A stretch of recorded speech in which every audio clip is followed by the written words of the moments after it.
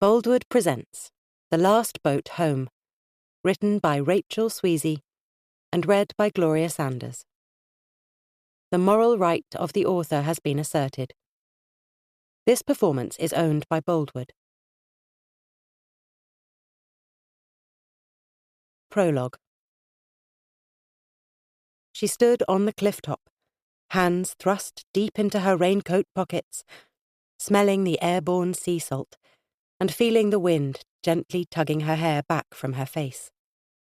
All along the edge of the cliff and in the field beside it, the breeze toyed with the tiny pink, yellow and purple flowers and the purple grasses that grew there. She looked out at the rolling grey-green waters of the channel, and her heart squeezed tight in memory of the one she'd left behind, on the other side.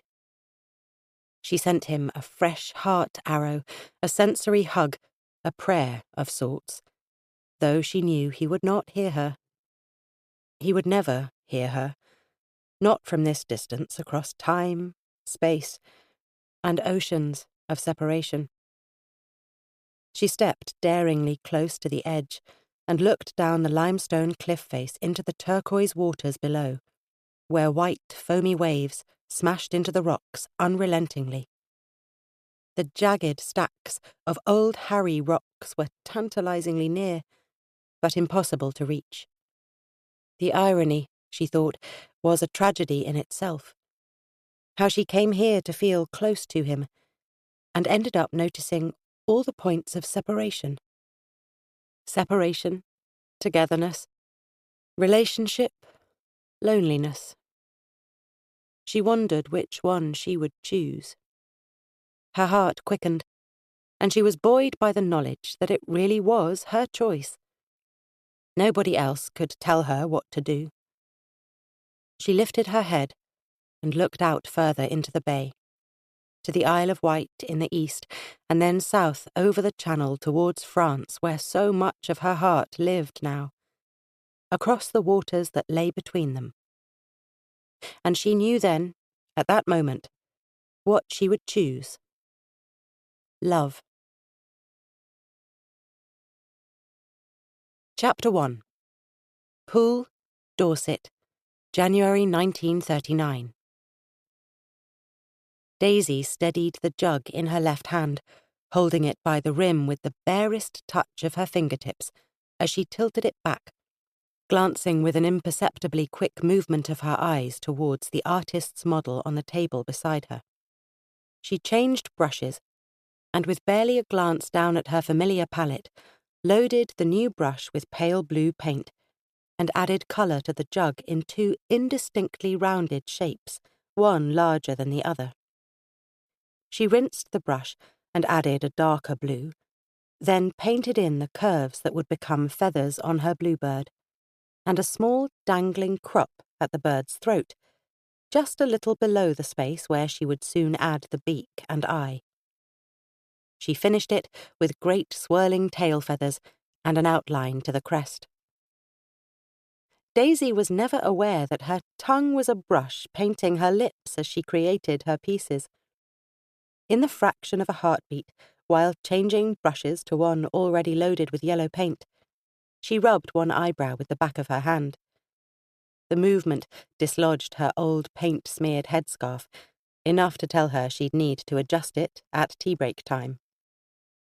The bold yellow circle she painted on the bird's chest looked like a bright little sun, and while she had the yellow paint to hand, Daisy added the yellow rim around the very top of the jug, then turned it around to paint a little yellow bird beside a mass of wildly bright yellow flowers on the other side.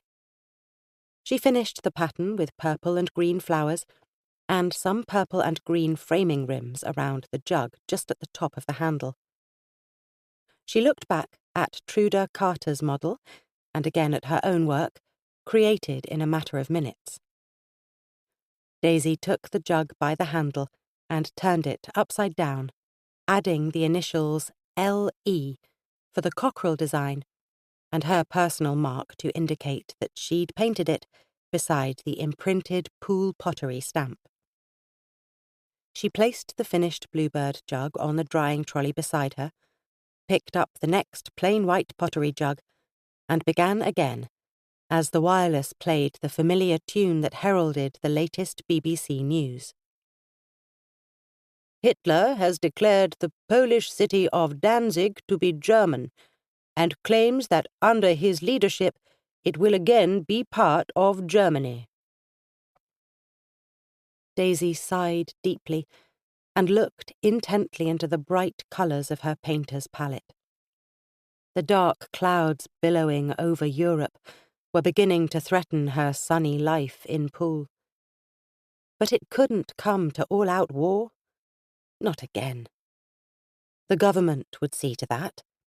And soon enough. She was sure of it. She turned the jug onto its side and started to splash the colour and life of the bright blue and yellow design all over again. Alfie pulled his winter coat more tightly around his chest and adjusted his scarf as the freezing January wind bit at his throat inside and out. He was glad of the collar and tie that added an extra layer of padding against the chill, always more keen beside the water than anywhere else. He clipped along Poole Quay, having walked down the high street from the train station. His father wanted to meet him at the pottery for morning coffee, and there'd been something more than a casual chat suggested in Mr. Carter's tone at breakfast that morning.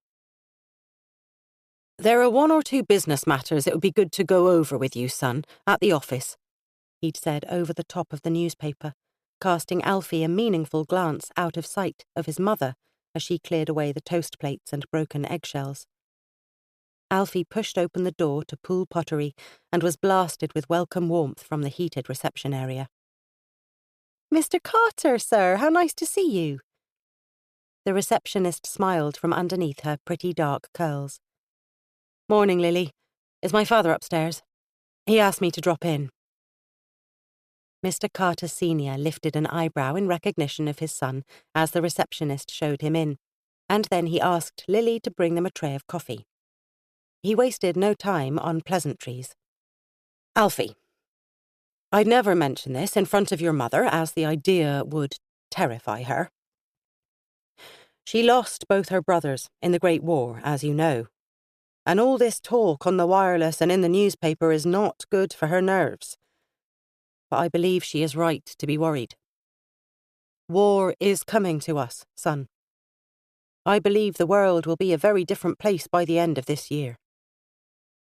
He sighed deeply and studied Alfie's face. There was a polite tap on the door before Lily carried in the coffee tray and set it down on the desk. Alfie's eyes shone as he thanked her, slight dimples forming in his cheeks. He waited until he heard the door click before he responded. "It's a frightful idea, but you're probably right, Father. It's all the boys can talk of, if I'm honest. And some of them are glad of the chance of a job in the army. I'll be needed here, of course, but if it came to it, I'd go, naturally." Mr. Carter shook his head sadly and took a sip of coffee, placing the delicate china cup back into its saucer before he continued. "That's the point I'm coming to, Alfie. The difference this war might make to us here at the pottery. I've had a letter this week from the government." He picked up an official-looking letter from beside him on the desk, scanning it for the phrase he sought. "We are instructed to consider winding down all areas of production that might not be deemed useful for the good of the country in the event of war. Our flourishing decorative range will have to go, for now. I'm sure once this all blows over—" He waved his hand dismissively, rather than finish his thought. The idea that this all might not blow over was too horrific to voice. "But what about our workers? What will they do? They all depend on their jobs here." "This is exactly the point, my boy. They'll be needed elsewhere. It's very likely the army will need more volunteers, and presumably there will be other work for the women too. And we will be required to work on the more functional aspects of our trade, tiles, pipes, and so forth. Perhaps the plain tableware will stay in production. Who knows what else the government might decide they need from a pottery." Alfie struggled to take in the idea.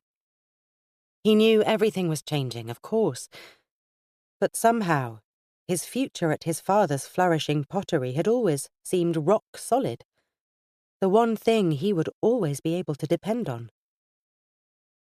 "How many workers do you think we will lose?" he asked, turning his thoughts to practical matters. "Let's go for a little stroll around the floor, shall we?"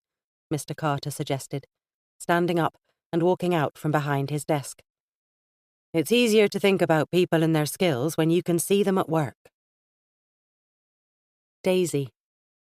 He'd spotted her last year on a similar walk through the pottery floor with his dad one day, but had not thought of her again until this moment.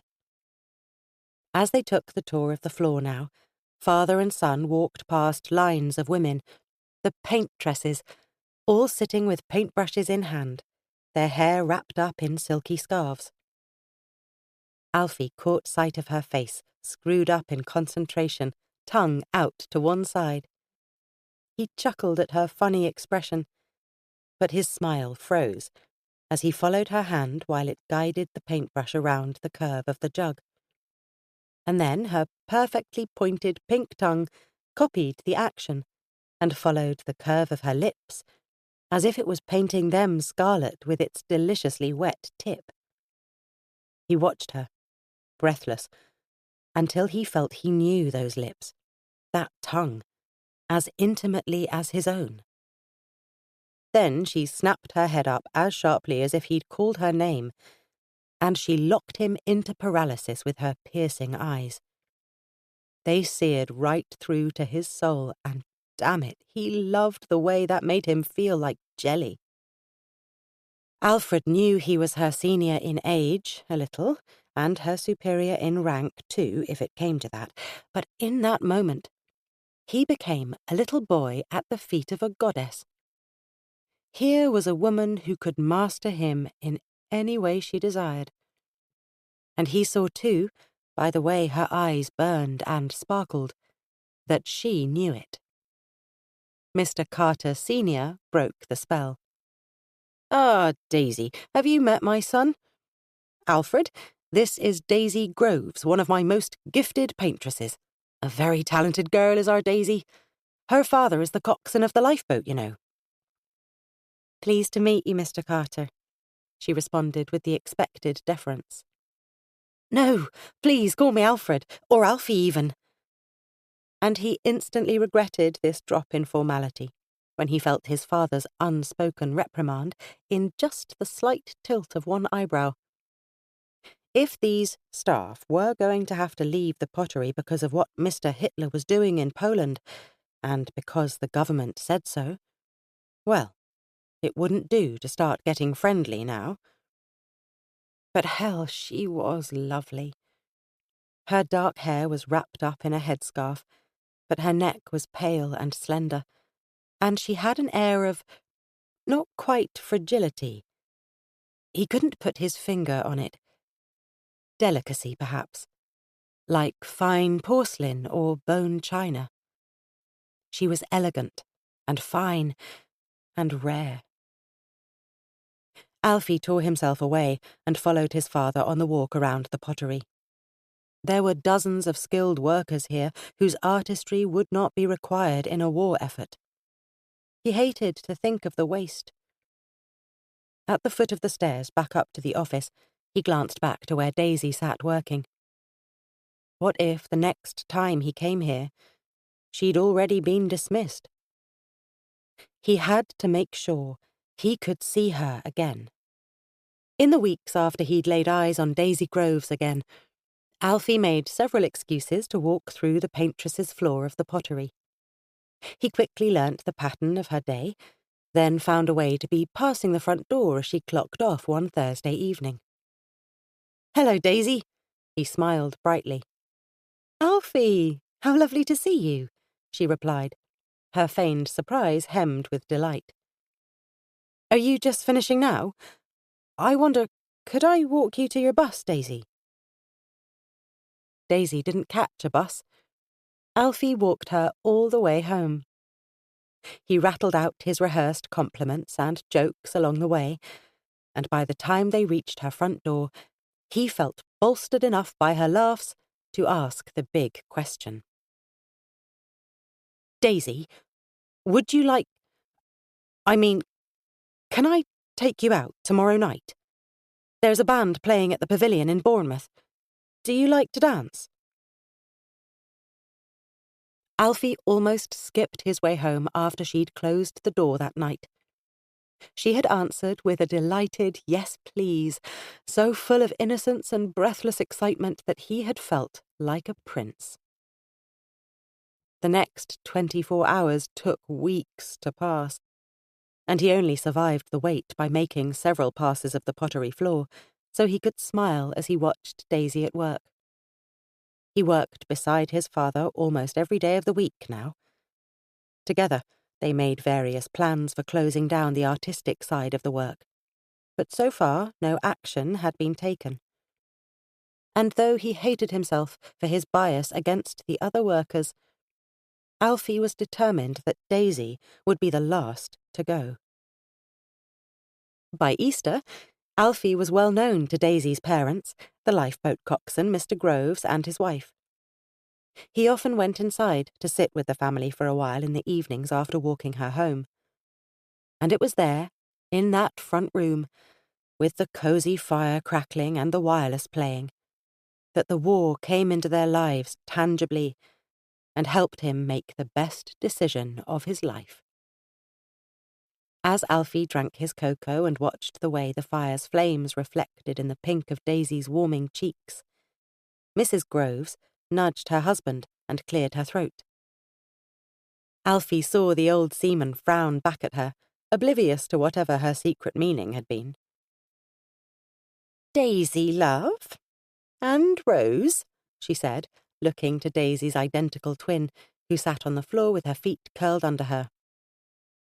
"And you too, Alfie, as you're so much a part of things here now. There's something I've been meaning to tell you all," Mrs. Groves began. Daisy and Alfie instinctively looked to each other as she continued. "Daisy, I'd like you and Rose to share a room together, if you can manage it. I think I'll be needing one of the bedrooms soon." She let the idea mingle in the air with the aroma of toast and the sounds of the fire crackling and spitting. "It's the kiddies, you see, all them from London and Southampton," their mother continued a few moments later. "They're wanting to send them down here soon to keep them safe in case it does all come to war. Those big cities will be so dangerous for them, so they want families with a room spare to take them in. And we've got a room spare, haven't we, if you girls will share?" It only took a moment of eye contact for Daisy and Rose to reach a conclusion without saying a word. "Of course we can, Mum, if it's needed. When are they coming?" asked Daisy. "Oh, we don't know yet, love.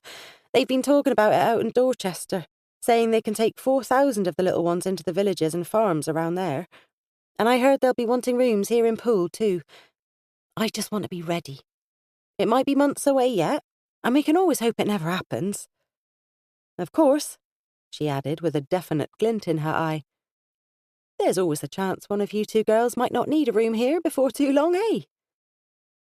Mr. Groves chortled, and Rose smiled meaningfully in her twin's direction. Alfie watched Daisy blush and try to hide a grin, and it was there, in that moment, that he decided Daisy would never need to share a room with her sister. He could help the war effort on that front. At the end of the evening, Daisy walked him out to the front gate to say goodbye. The spring evenings were growing longer, and the daffodils and bluebells were all out in the garden, though the air was still chill enough to need a fire at night. The sun had set an hour earlier, but there was still a little birdsong on the breeze as the birds settled their families into the nests for the night. Alfie turned to face Daisy and reached down to kiss her, tenderly brushing the hair from her eyes as he did so. Every time their lips touched, it sent sparks through his soul, and he felt his entire body burn now with the idea of being allowed to spend the whole night with her every night. He held her tighter and thrilled as she reached up to kiss him back with more passion than he'd expected. "I don't like all this talk of war and evacuated children, Alfie," she whispered as she finally pulled away. "I just want to be here with you," Daisy sighed. He ran his hands down her back and felt the way she curved her body towards him. Daisy wanted Alfie, and Alfie wanted Daisy more than anything. He looked out to the night sky and wondered what might be coming for them out of the darkness. Was he right to be thinking of himself and Daisy at a time like this? But what if war did come and separated them, and he never got to know the bliss of being with Daisy as he dreamed? "Daisy," he began. She looked up into his face expectantly. "We don't know what's coming, and we can't know what everything will be like just a year from now. But I know one thing." He took a deep breath and imagined she would be able to hear his heart that thumped in his chest. He cupped her face gently in his hands. "Daisy Groves, I love you. I want to spend the rest of my life with you. Will you marry me?" Chapter 2. Poole, July 1995. Felicity James huffed out a sigh and then perched atop a bollard in the car park of the library. She watched the distant exit of the huge roundabout, which should be spitting out her car. Any minute now. She had not been surprised when her husband didn't turn up to collect her from work at 5:30 p.m. as promised. Not in the least bit surprised. Bloody annoyed, as always. But a decade of marriage to Peter meant that Felicity now lived with a constant expectation that he'd be late, or just not turn up at all. If he had walked into the library where she worked on the dot of 5:30 p.m, ready to take her home as planned, she would probably have fainted from the shock. In fact, she'd still been cruising the stacks and adjusting a few misbehaving books back into their correct and proper places when she realised it was 10 to 6 already. Time to go and wait outside. And she'd probably get to the street just as he screamed around the roundabout, shouting his apologies and excuses for keeping her waiting so long. Felicity glanced at her watch again. 6:04 p.m. Time to make some phone calls. This wasn't just the usual running a little late that was his norm. She'd taken to giving him fake start times for events in the hopes they might arrive somewhere near on time. She smiled as she remembered June's shocked face last Saturday night as they'd arrived for dinner at 7 o'clock, exactly the time June had invited them. The two women had shared one of those momentary silent conversations that, without a single syllable being uttered, and only a few face muscles employed, ended with the unspoken phrase, "I'll tell you all about this later, and my, how we'll laugh." "What time do they want us there tonight, love?" Peter had called from under the bonnet of the Cortina that afternoon. "June said 6:30. She's got a roast in the oven." Felicity knew he understood how finely tuned the last few minutes of serving a roast had to be, from the countless roasts they had cooked together. She would stir the gravy in between laying out dishes, draining the vegetable water into the gravy, taking the roast potatoes out of the oven, while he was carving the meat. It all came together like different parts of an orchestra playing the final bars of a symphony, and any minutes wasted meant lumpy gravy or cold meat. Peter knew full well that if June was cooking them a roast, they had to be on time. "Righto, should be done by then," he'd called back. He'd rushed into the house at 6:25 p.m, opening the back door by leaning on the handle with one elbow and holding up his greasy hands like a surgeon keeping his freshly gloved hands germ-free for theatre. But this signal was code, asking Felicity to open the narrow cupboard beside the kitchen sink, full of his bits and bobs, take out the jar of swarfiga, and unscrew the lid for him. He dipped 3 chunky fingers into the jar, slathered his expansive hands and forearms with the green slime, slicking it all over and round his hands, between his fingers, the backs and palms, and then each finger and thumb individually, massaging the gloop in until all the grease was released. Then he turned on the tap, and, stalling to wipe a dewdrop off his nose with the arm of his stained old brown boiler suit, rinsed his hands until all the grease was washed away, leaving only the permanent dark lines that mapped his fingerprints. 6:30. "We'll be late, love," he called to Felicity, as if it should come as a surprise. "I'll just have a quick rinse in the shower and we'll be off." He had raced through the shower and thrown on his clothes, never even questioning if Felicity was ready to leave, as he ran for the car, grabbing the keys on the way. She was right beside him, as always, and they'd made it to dinner, smack on time, at 7 o'clock. Felicity smiled as she remembered the way that she and June had laughed that night. The boys had gone out to the kitchen to get the washing up done, while June and Felicity relaxed in the lounge with another glass of wine together. "Brilliant, Fliss! Absolutely brilliant! And he didn't catch on?" "Not yet. I'll just keep it up as long as I can. Maybe I'll have to tell everyone this is the plan so he doesn't suspect anything. I think everybody who knows Pete would be totally on board helping you with this one. About bloody time."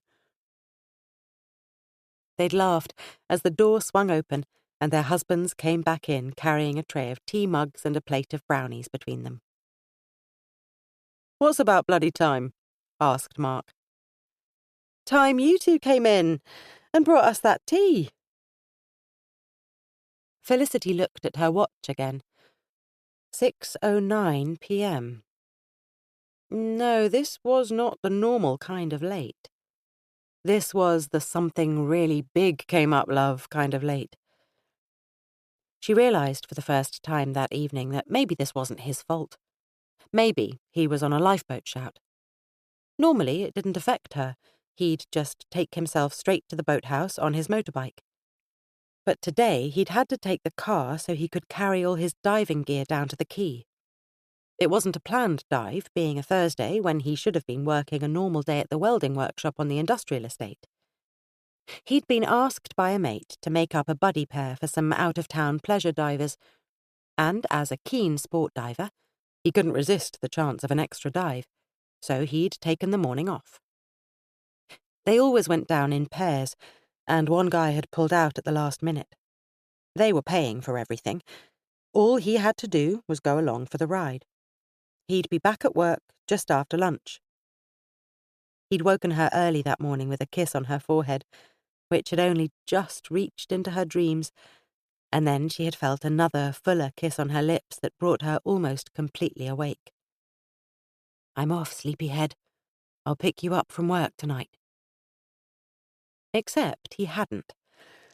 And now she needed to find out where the heck he was, and exactly how she was supposed to get home without a car if he wasn't coming at all.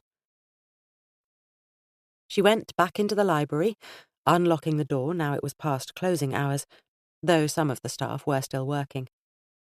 She sat down at the loans desk, picked up the phone and first dialed the Poole RNLI boathouse, a number she knew by heart. Steve answered, which was a good sign.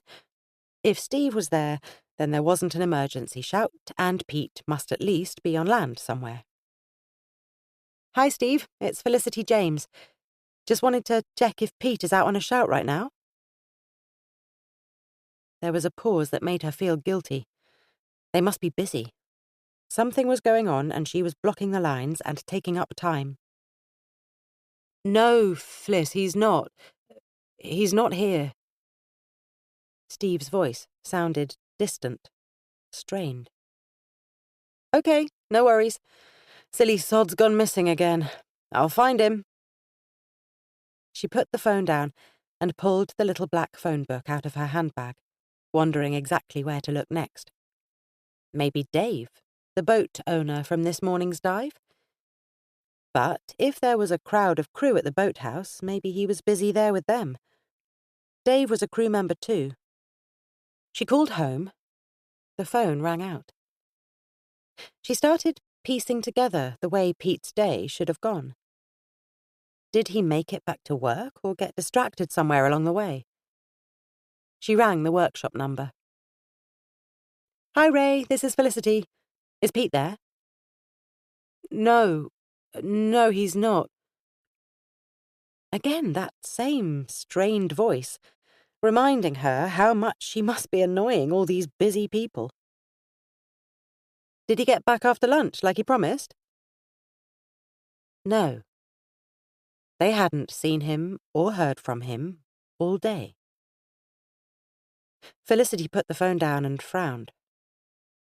She started again from the beginning.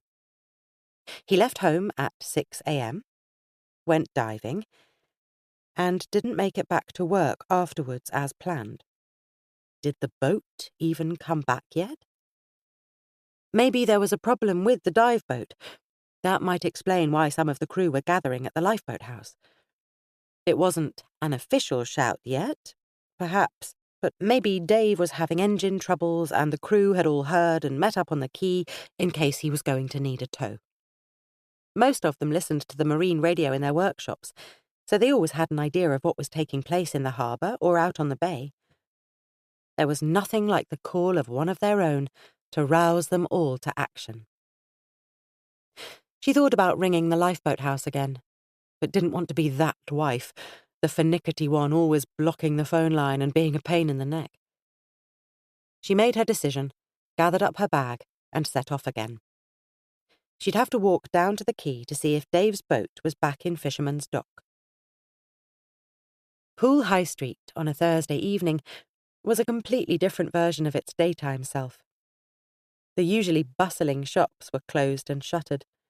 The busy little fruit market, with its day-long resounding holler from the fruit man of "Bananas, £3 a pound," was no more than a silent, locked roller door in a nameless wall. As daytime drew to a close, the pubs and the chic new wine bars were starting to warm up. The bistro had pulled out its continental canopy, and office workers were beginning to gather, freed from their working-day prisons and flocking to the watering hole to enjoy the warmth of the long summer evening ahead. This weather, still and calm, almost balmy, was made for sitting outside on a wooden bench, sipping chilled Sauvignon Blanc, or Somerset cider. In the daytime, Felicity couldn't walk down this street without at least one woman of her grandmother's vintage, women who'd been friends with her gran and her twin sister, Felicity's auntie, during or even before the war, stopping her to say she was the image of them. Yes, she was. She could see the likeness herself. She thought of her gran now as she passed the lane that led down to her flat in East Street. She'd be in her chair, watching the news with her cup of tea, a chocolate bourbon or two in the saucer. Felicity had always called her Gran, even though she had no memory of her own mum. And Gran had been the only mum she'd ever really known. Felicity walked on down the high street, making a mental note to give Gran a call when she got home later that night. It had been a week or more since they'd had a good chat. Gran had been naturally lonelier since she'd lost her husband. The pair had been married for 50 years before he died of a stroke, having survived all that the war had thrown at them both, and now Gran really felt the lonely nights. Not that Gran was short on people to talk to. She'd grown up right here, just a few yards even closer to Poole Quay, and was surrounded by old friends. The town of Poole had some 20,000 residents now, living in districts that stretched to the border shared with its bigger, newer neighbour, Bournemouth. But somehow the residents of Poole Old Town, and all the history they held close to themselves, created a village in its own space. Felicity took the longer way around, so she could take a look at what was going on up at the lifeboat house at the lifting bridge end of Poole Quay. When she got down to the crossing with New Orchard, she turned right and then took a left straight down Market Street, past the Guildhall, and the terraced house where her grandparents and her great-aunt and uncle had lived together during the war. At least, the sisters had lived there while their husbands were away in the army and navy. She carried on past the old almshouses and the Tudor-framed houses that leant out into the street, as if their eaves were trying to reach across to their twins on the other side of the road and whisper secrets from times past. The tarmac turned to paving before reverting to centuries-old cobblestones as Market Street became Church Street, and she drew alongside the parish church of St. James, nestled in its bed of green grass and ancient gravestones, shaded by huge chestnut trees. Felicity walked on past the Mansion House Hotel and the King Charles pub, and out into the open quayside, peering towards the far end where the RNLI boathouse sat, hoping to see the familiar sight of her car parked haphazardly along with those of all the other lifeboat boys. It wasn't there. And the cars that she saw were not parked like crazy paving as usual. They'd been parked carefully, thoughtfully, as if the boys had been delaying going inside the boathouse or were gathering for a sedate council meeting, nothing like the screaming panic they usually brought with them. The evening was warm, and the gulls squawked lazily, hovering over a young family perched on the quayside eating their fish and chip tea. The mother gently rocked a pram beside her, but the little life cocooned inside was not happy. The cry was that of a very young baby, and even now, after the years of waiting, Felicity felt the familiar pang of grief. She and Peter had married young, and not tried for children for the first 5 years. Then, when they tried, eager to welcome a little one into their lives, nothing. They waited 3 long years to conceive, and when it finally happened, they could barely believe their luck. The doctors had never had any clues as to why she couldn't fall pregnant. All the pieces were there, but they just weren't falling into place. And there she was, expecting a baby as if it was the most normal thing in the world. She was terribly ill with morning sickness. More like all day and all night sickness, she used to joke with a grimace. And then, one day, halfway along, she started to bleed. The doctor put her straight to bed with her feet up. She wasn't to move for any reason. But it was no good. The baby was dying, and there was nothing she could do to save it. She was so advanced that the miscarriage was just like a normal delivery except for the speed. It was all over in half an hour, and there lay the baby on a bloodied towel on the bed. A tiny little purple girl, so small she could fit into one of Felicity's hands. They'd named her Sarah, and Sarah was the first and last baby. Felicity had thought she might die of the pain and the ache and the longing. They'd thought about adopting, but still always hoped to have their own family. Their bodies had managed it once before, after all. But life went on, mercilessly. Until, one day, she'd realized that she and Peter were content. They loved each other with a fierce, strong bond, and they'd discovered how to redirect their lives into other avenues besides children. There were nieces and nephews aplenty, of course. And there was time yet. She was still a long way off 40. Perhaps another baby would come to surprise them one day. The picnicking family's older children were squeaking with delight, sitting with their legs over the quayside, eating chips and throwing them to the gulls overhead. The comforting smell of hot oil and vinegary paper blew across from the little kiosk on the corner. As Felicity caught a whiff, she realized she was hungry. Pete would be ravenous by now, wherever he was. Hollow legs her man had. She'd never understood how he could inhale his food and never put a pound of extra weight on his fit, lean frame. She adored that body of his and always had. He was tall, fit, strong, and always just muscular enough to be irresistible. Difficult to live with, but given she'd been hopelessly in love with him since she was just 16, most of the time she didn't mind. Walking along the quay at this time of year reminded her of their first kiss, parked up in a quiet spot further along, looking out to the inky blackness of Brownsea Island. The moon's shimmer had lit a path all the way across the harbour as they'd sat in the car holding hands together. "What am I doing here with you, eh?" he'd whispered hoarsely, brow deeply furrowed, always intense in the big moments of life. She had turned to look him full in the face and studied the copper flecks in his dark green eyes and the outline of his beautiful lips.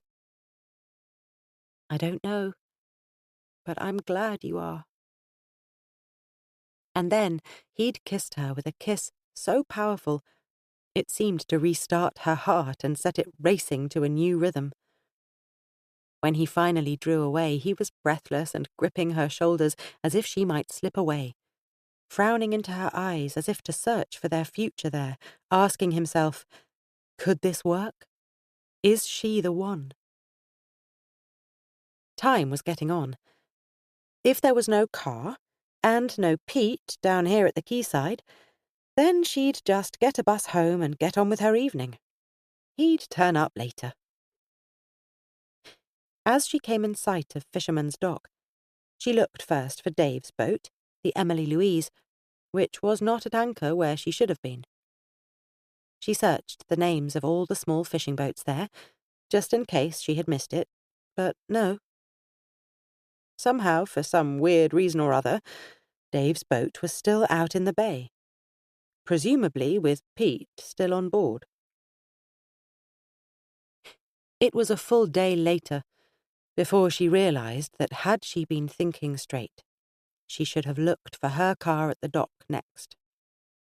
She had her own set of keys in her bag, and it made sense that if Pete was still out on the boat, the car should be here somewhere.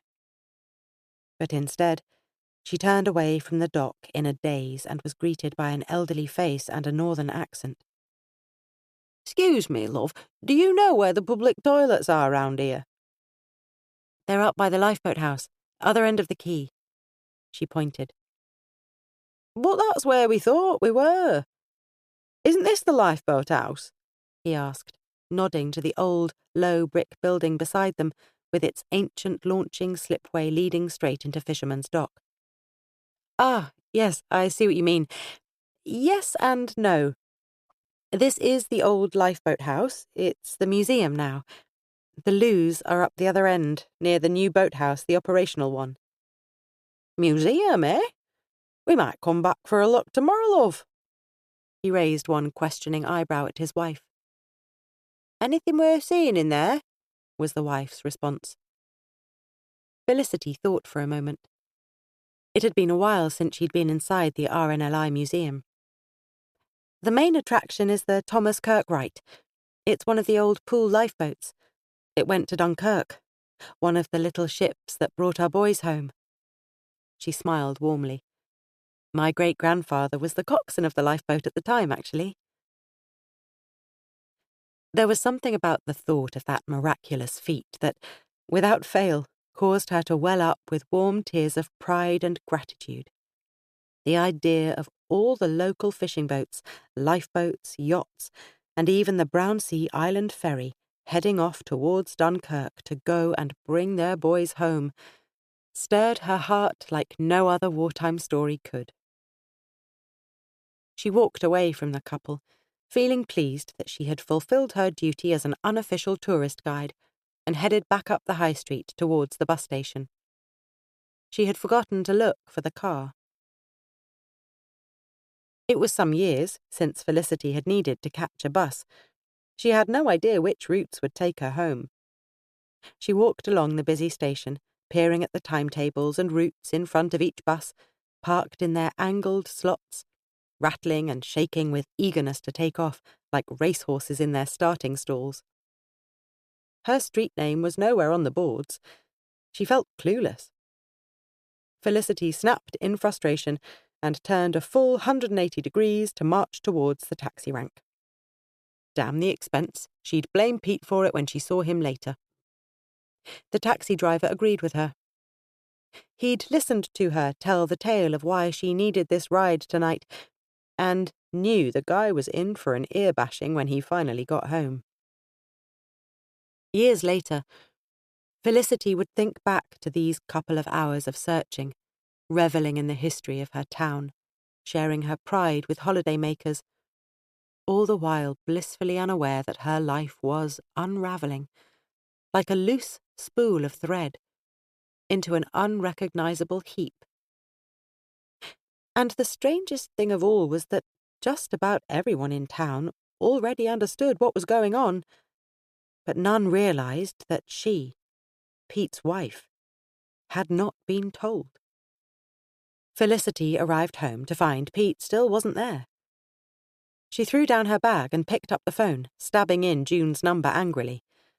Maybe Pete and Mark had gone off together somewhere. "Felicity, where have you been? Everyone's been looking for you," cried June. "What do you mean, where have I been? I've been looking for Pete. He's the one who's missing here, not me." "Yes, I know. We know. Look, just stay there. Don't move. Mark's on his way over to you again now."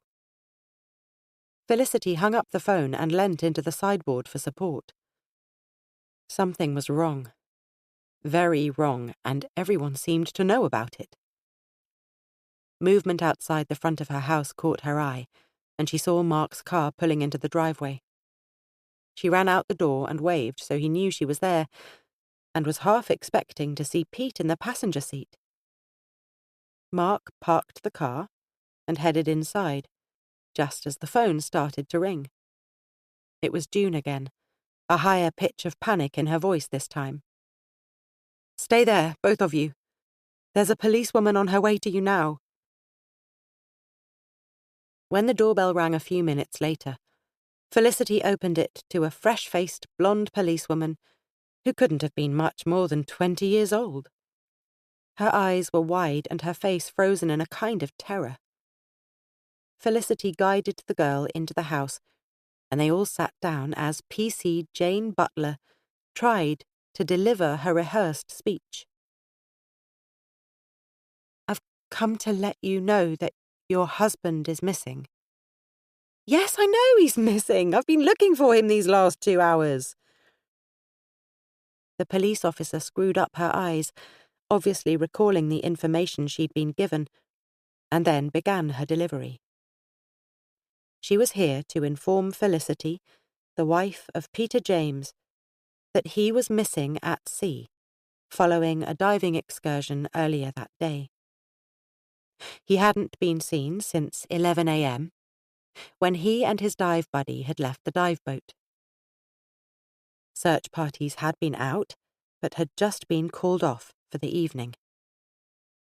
It was only when PC Butler opened her eyes and scanned Mark and Felicity's faces that Felicity saw the poor woman hadn't realised she'd been delivering her entire message with her eyes shut. "So he's properly missing, then? What went wrong? Where's Dave Hawkes? Mark, we have to contact Dave. He'll know what's going on. And what the hell are the lifeboat crew doing sitting around in the boathouse? They need to be out looking for him. Oh, my word, is he going to be bloody mad when he finds out how useless they've been?" Felicity steamed. PC Butler sniffed and stretched her face to try and stem the tears that were starting. Mark seemed torn for a moment between consoling the policewoman and reaching towards Felicity to hold her in a tight hug.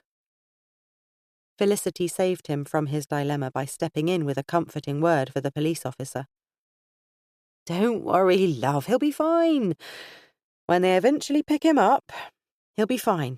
Completely livid that it's taken so long to get to him, mind you, and he won't be feeling quite so fine once I've finished with him either, but don't you worry."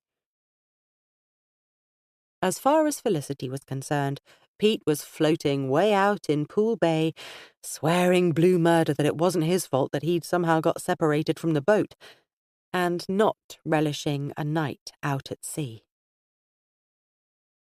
The rest of the long, light summer evening was lost in a blur of other people making decisions for her. After PC Butler had left, Mark helped her pack up some overnight things and took her home with him to June. Once settled there, she got on the phone to her gran and told her what was going on. That her grandson-in-law was late was not a news item. That he'd been doing something out of the ordinary out at sea was pretty much to be expected. That the police were involved was the key issue.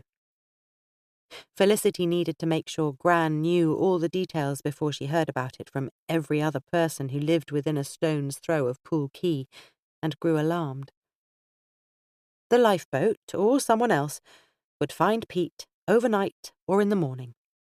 He'd need to stay cosseted at home for a few days to dry out and warm up, and then Felicity would have her Gran round for roast lamb on Sunday. And she'd have the rest of her life to remind Peter how angry she'd been with him, and how grateful she was to have him back safely again. June went out and bought them fish and chips for tea, before they all drove down to the lifeboat station to see what was going on. The lights were off, and both boats were out. The boys were having another go, even though it would soon be dark. Once Felicity was back home again, the phone didn't stop all evening, and bit by bit, a hazy picture came together like a jigsaw with some of the pieces still missing. Dave Hawke's version was key. He'd been the skipper of the fishing boat that had taken out the dive charter. Everything had gone to plan, up to a point. Pete had met the chap he'd be buddied with, and they seemed to hit it off, talking through their plans and how they'd each work their way around a particular wreck. The divers had gone down in pairs, as always, and Pete and his buddy had left the surface at 11:02 a.m. 3 more pairs of divers went down after them. At 11:28 a.m., Pete's buddy broke surface again and asked those on board where Pete was. He hadn't been seen since.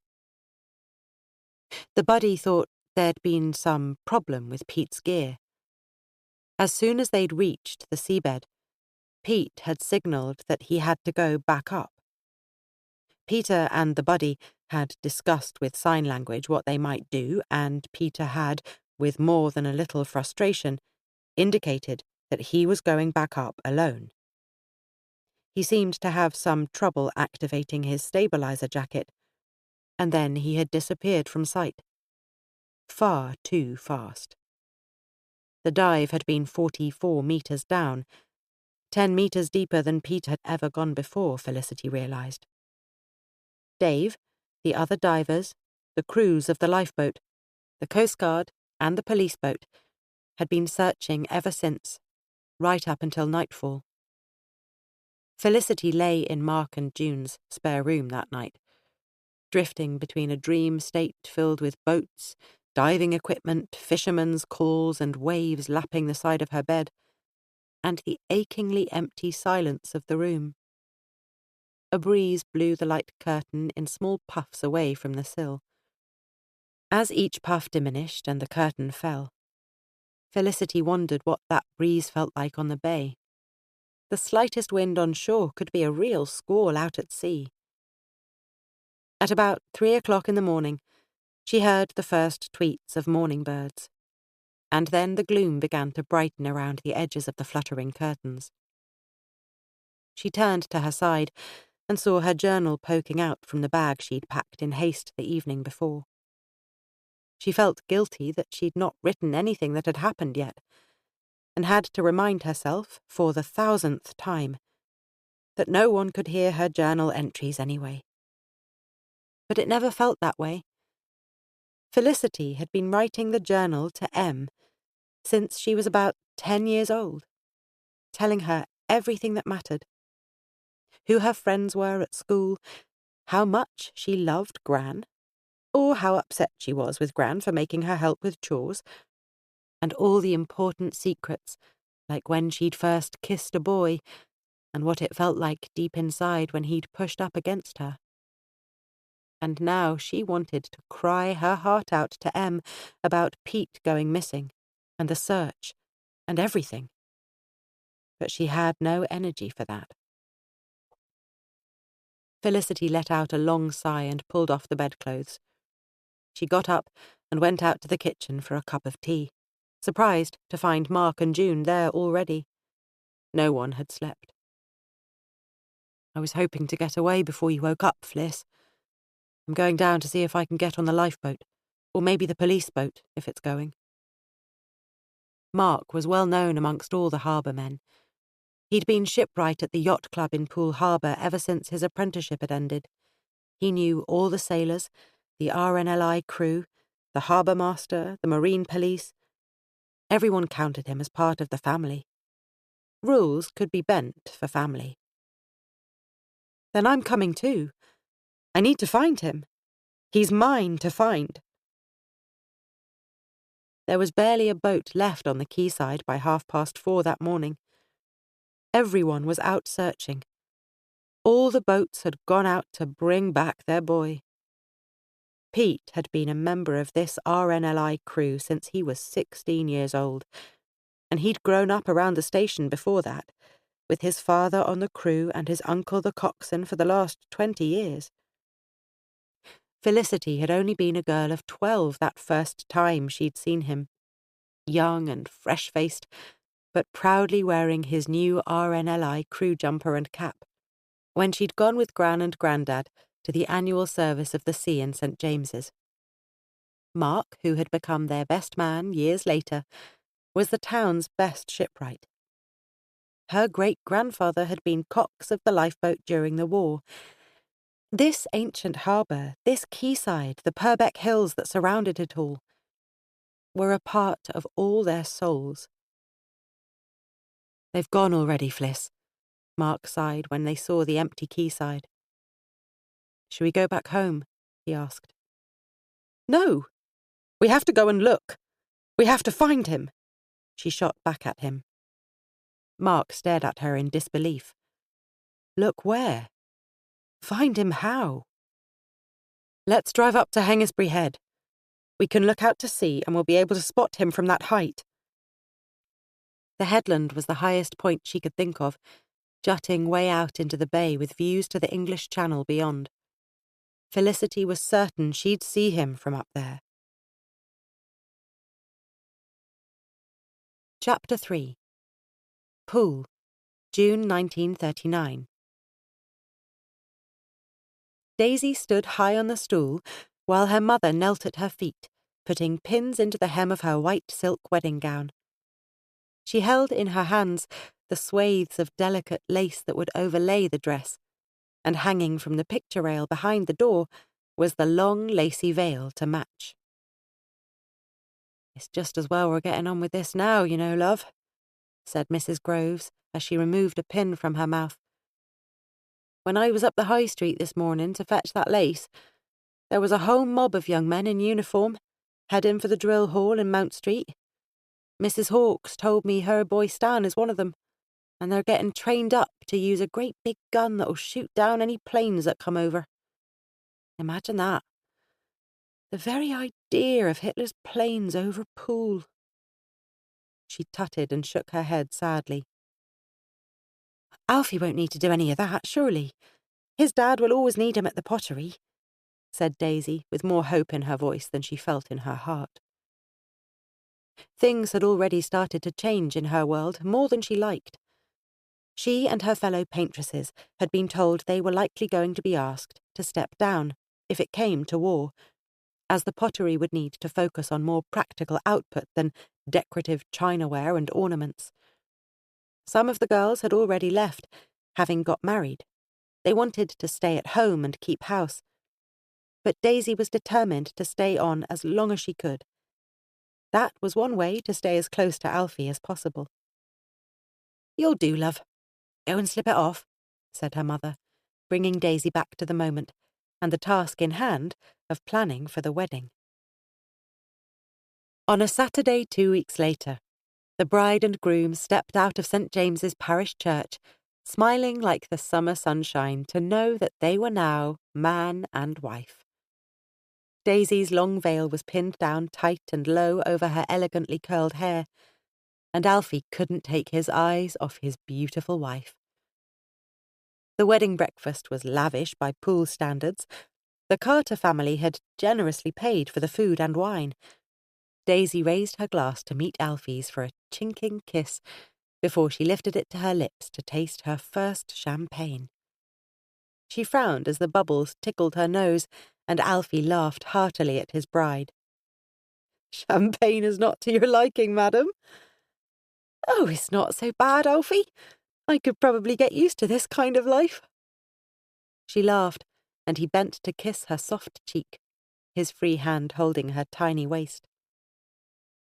Later that night, as he undid the 40 silk buttons that ran the length of her spine, Alfie paused to lift her hair and kiss the back of Daisy's neck. She shivered and sighed, and seemed to sway a little, so he wrapped his arms around her and held her firm. Daisy turned around in the circle of his arms, lifting her hands to gently clasp his cheeks before kissing him fully on the lips.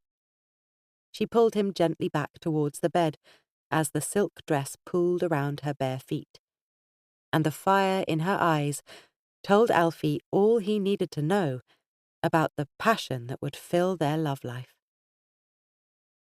Alfie opened his eyes, and in that split second tried to remember what was different about today. He turned his head and found the face of his new wife watching him closely. "I wondered when you'd ever wake up," she teased. They had all day to get to the guest house in Swanage, but she was excited to make a start. This first night was in the new bed, in their new house in Market Street, but she couldn't wait to be seen walking out with her husband and going to spend the night with him in a hotel room. "What's the rush, Mrs. Carter? We've got the rest of our lives to do this, haven't we?" he said, as he ran his hands down the curve of her side, resting them on her hips and pulling her in for a deep kiss. They took the train to Swanage, to the guest house where they'd spend the next 3 days. The honeymoon was brief, but all that was needed. The wedding ceremony had dealt with the official joining of names, but Alfie and Daisy fully joined heart and soul and became Mr. and Mrs. Carter during 3 nights and 3 days, hidden away in the guest house on Swanage seafront. Each evening, as the gulls squawked lazily along the beach, Alfie and Daisy were the first to go up to bed, and every morning the last to go down to breakfast. They were the only residents in the guest house that Mrs. Greenslade needed to ask to leave the room each day so she could sweep the floor and make the bed. They would giggle into their clothes, reluctant to get dressed, and dawdle down the stairs to me.